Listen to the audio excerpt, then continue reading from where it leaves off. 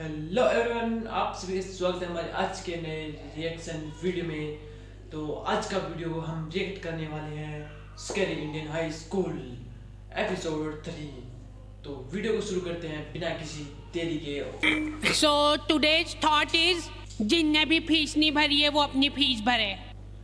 हाँ, हमारे स्कूल में जिन भी बच्चों की फीस नहीं भरी होती थी उनकी सामूहिक बेइज्जती होती थी। और उससे भी ज्यादा दर्द की बात यह है कि वो जो बच्चा थॉट पढ़ रहा है उसने भी फीस नहीं भरी है। स्कूल वालों ने इंटेंशनली उसको वो थॉट दिया था ताकि उसकी अंतरात्मा भी बेइज्जत फील करे। उस दिन हम सब बच्चों को असेंबली में 2 घंटे तक खड़ा रखा था क्योंकि हमारी प्रिंसिपल मैडम ने दिन रात मेहनत करके कोई सा तो नारी शक्ति का अवार्ड खरीद लिया था। लास्ट 2 पेटी बोल रहे हैं लोग। बाप रे, 2 किसको बोलते हैं आपको पता भी है? 2 में तो नहीं है।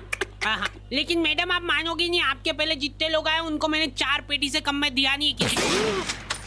चलो उठा लो इसको। अरे उसको नहीं, लाश को। ठीक है। मैम आपको दिख रहा है ना सामने का? राम नाम।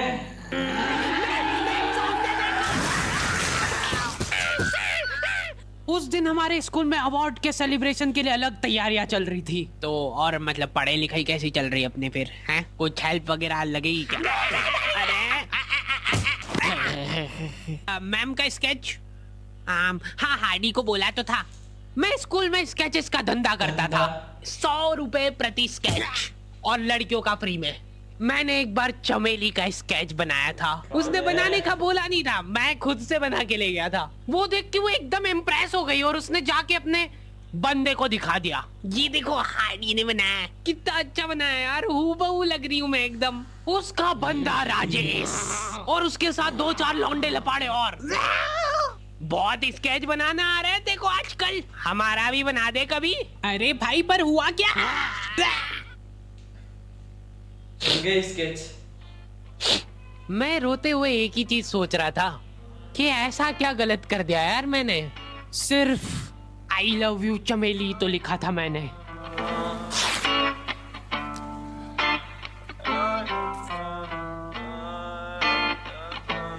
नाम तेरा है ही क्या मुझको तो खबर नहीं, गलतियां ये सारी उन रातों की है। जिंदगी तो चल रही मैं मगर थमा हुआ, शायरी ये सारी मेरी बातों की है। नाम तेरा है ही क्या मुझको तो खबर नहीं, गलतियां ये सारी उन रातों की है। जिंदगी तो चल रही मैं मगर थमा हुआ, शायरी ये सारी मेरी बातों की है।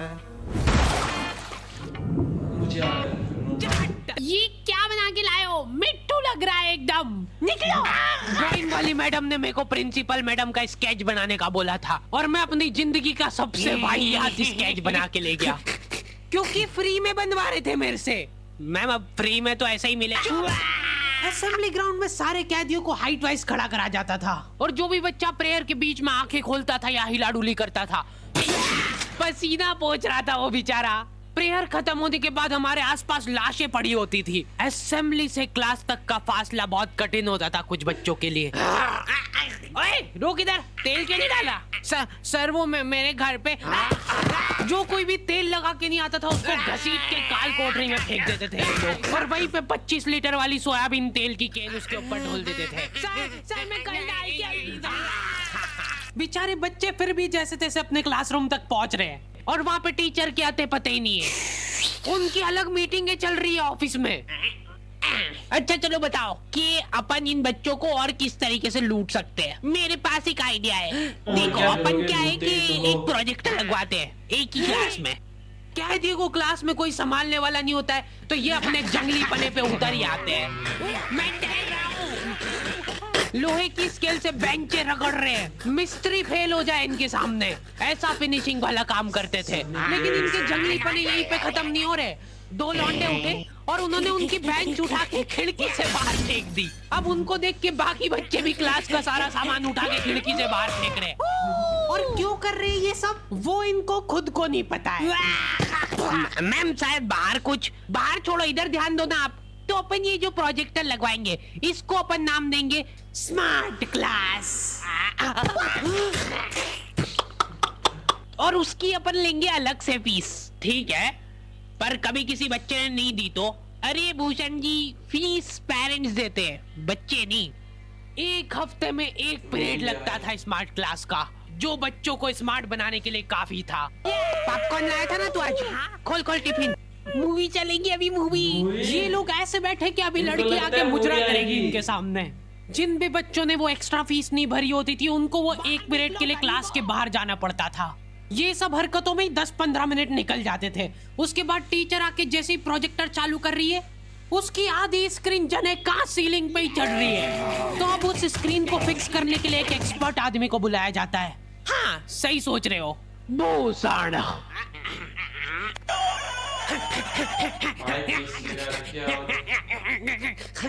जो बेंच पे चढ़ के उस स्क्रीन को सेट करता है। और जैसे ही प्रोजेक्टर चालू होता था, पीरियड ही ओवर हो जाता था। और जो गरीब बच्चे बाहर खड़े थे, उनमें से गलती से एक ने क्लासरूम में झांक लिया। क्या देखा तूने? है क्या देखा? मैम कुछ नहीं, बस एक लाइट जलती हुई दिख रही थी मेरे को। 10 रुपए लगेंगे तूने जो 1 सेकंड देखा है उसके। ये सुविधा के कारण हमारे स्कूल के बच्चे इतना स्मार्ट बन गए थे ना, एक बार एक बच्चे को गुस्सा आया तो वो प्रोजेक्टर की डिस्प्ले केबल उखाड़ के ले गया घर। और अफसोस, उस दिन के बाद कोई भी बच्चा स्मार्ट नहीं बन पाया। मैम जल्दी चलो, ऊपर एक केस हो गया। भाई कैसे दौड़ रहा है?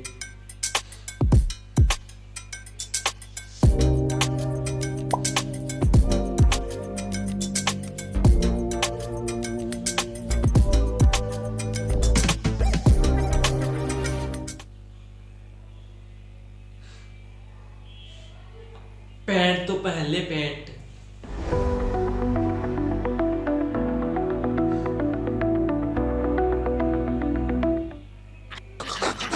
हमारे स्कूल में आए दिन कुछ न कुछ केस होते रहते थे, लेकिन ये केस थोड़ा पेचीदा था। हमारी क्लास के किसी बच्चे ने लव लेटर लिखा था चमेली को, और वो लग गया टीचर के हाथ। तो ये अब केस बन चुका है पूरे स्कूल का। सारे टीचर लोग अपने काम धाम छोड़ के उस मुजरिम को पकड़ने में लग गए। जो टीचर लीव लेके छुट्टी मनाने गए थे, वो आधे रास्ते से पलट के आ गए थे। ये बेटा सही सही बता दो किसने लिखा है। अब ये 10-15 टीचर लोग आपस में डिस्कशन कर रहे हैं। सर आपने लिखा है तो बता दो, अपन बात दबा देंगे। फिर इन्होंने एक और एक्सपर्ट टीचर को बुलाया। बेटा सुन लो, मैं शक्ल देख के बता देती हूँ एक बार में कि कौन है मुजरिम। तुम बाहर जाओ। हाँ, तुम भी बाहर जाओ, तुम भी। क्लास में सिर्फ 4 लड़के बचे, जिनमें से एक मैं हूँ। बाकी सभी बच्चे इसके शक के दायरे में थे। उन सभी बच्चों को काल कोठरी में ले जाके टॉर्चर किया जा रहा था। बोल दे बेटा क्यों लिखा है। इधर मैडमों को अलग चीजों की टेंशन हो रही थी। इसने चमेली में मात्रा तक गलत लगाई है। अरे रुको, इसका बाप भी बोलेगा सच। बोल दे बेटा क्यों लिखा था। बस हाँ बोल, तूने लिखा था। बोल। सर हाँ सर मैंने हाँ नहीं लिखा। सर हमने नहीं लिखा। चुप। बोल सच बोल, अभी भी मौका है। बोल दे कि तूने लिखा सर। मर गई आज मतलब तुमको। मुंह खोल। ऐसे तो ये कसाई मार डालेगा सारे बच्चों को। साइड करो इसको, मैं जा रही हूँ। अरे मैम सबने सच बोल दिया है, इन सभी ने मिल के लिखा है। हाँ sir, very good very good. चलो अब साइड हो जाओ। ये क्या, किसने मारा मेरे बच्चों को? पानी पियो बेटा, लो पानी पियो। लेकिन उसके पहले मेरे को बताओ कि तुम में से किसी ने लिखा है या नहीं। इधर इनकी क्लास में अलग इन्वेस्टिगेशन चल रही थी। बेटा देखो, अगर तुमको आपस में भी किसी पे शक हो तो तुम लोग बता सकते हो खुल के, किसी से डरने की कोई जरूरत नहीं है। इतने में राजेश उठ के बोल रहा है, मैम मेरे को हार्डी पे शक है। तो पहले क्यों नहीं बताया? उसके बाद ये लोग मेरे को ही पकड़ के ले गए। अभी देखो मेरी शक्ल पता है, थोड़ी सी ऐसी बोली टाइप है, तो मेरे को बचपन से ही उस चीज का एडवांटेज मिला है। जैसे किसी बच्चे से लड़ाई हो गई, सर इसने ही मारा है मेरे बच्चे को। नहीं ये नहीं मार सकता यार, इसको जरूर किसी ने फंसाया है। कुछ भी बोलो यार, लेकिन मेरे को नहीं लग रहा यार कि ये हो सकता है मुजरिम। बेटा सच बताओ, तुमको किसने फंसाया है? बेटा देखो, अगर किसी ने तुमको फंसाया है तो उसका नाम बताओ। डरो मत, घबरा मत, सिर्फ नाम बताओ। हाँ बेटा, डरने की बिल्कुल बात नहीं है।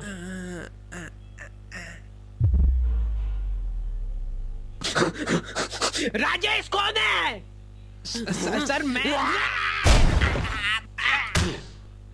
बस उसी दिन राजेश मेरे को आखिरी बार दिखा था, लेकिन वो लव लेटर किसने लिखा था वो आज तक रहस्य ही है। तू लगे सामने खड़ी है तू, लगता जैसे अपने आप से लगी खुली किताब जैसे। वीडियो हो चुकी है एंड भाई बहुत मज़ेदार वीडियो थी, क्योंकि ये पुरानी स्कूल की यादें थी। पुरानी स्कूल में ही ऐसा होता था भाई, पूरे आधे घंटे तक धूप में खड़ा करके रखते थे, तब जाकर अंदर भेजा जाते थे। और अगर वहीं कहीं पर कोई बंदा बेहोश हो गया तो उसे वहीं पे पानी ऐसे करके उठाया कर क्लास में भेजा, ना कि घर पर, सीधा क्लास में। और वहाँ हाँ, वो बेंच तोड़ने वाला तो हर स्कूल में होता है, मैंने खुद देखा है। मेरी स्कूल में ऐसे फंके की जो ताड़ी होती है उसको ऐसे ऐसे मरोड़ देते थे, पता नहीं क्या हाथ आता था। बट तो बस आज के लिए इतना ही, मिलते हैं नेक्स्ट वीडियो में। वीडियो बहुत मज़ेदार थी। अगर वीडियो पसंद आई तो लाइक करना, नहीं हो तो सब्सक्राइब करना। Thanks for watching, bye.